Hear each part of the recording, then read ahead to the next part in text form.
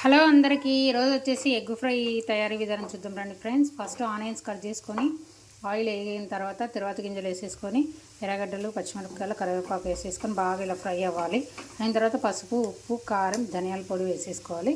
కారం మీకు తగినంత. తర్వాత మనం ఎగ్ ఉడకబెట్టుకొని పక్కన పెట్టేసుకొని ఇలా కట్ చేసుకోవాలి. ఇప్పుడు ఎగ్ మనం ఇందులో వేసేద్దాము. ఇది చాలా సింపుల్గా ఉంటుంది, 10 నిమిషాలు అయిపోయే రెసిపీ ఫ్రెండ్స్. చాలా టేస్టీగా ఉంటుంది. ఒకసారి మీరు కూడా ట్రై చేసి చూడండి. ఈ వైట్దంతా ఇలా వేసేసుకొని ఇలా కలిపెట్టేసేసుకోవాలి. ఎల్లో కలర్ మనం లాస్ట్లో వేయాలి, ఎందుకంటే ఈ వైట్ వేసిన తర్వాత మనం ఇలా కలబెట్టేటప్పుడు అదంతా ఇరిగిపోతుంది. అందుకు మనం అది కలబెట్టిన తర్వాత ఇప్పుడు ఎల్లో కలర్ వేసేద్దాము. ఎల్లో కలర్ వేసేసి అలా స్లోగా పెట్టేద్దాం ఫ్రెండ్స్.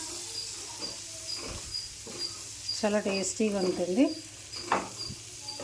దీనిపైన లాస్ట్లో 2 పచ్చిమిరపకాయలు అలా పెట్టేసుకున్నాం అనుకో, మంచి స్మెల్ ఘాటుగా చాలా టేస్టీగా ఉంటుంది. లాస్ట్లో కొత్తిమీర కూడా వేసేసుకోవచ్చు. వీడియో మీకు నచ్చినట్టయితే ఒక లైక్ కొట్టి సబ్స్క్రైబ్ చేయండి. Okay, bye friends.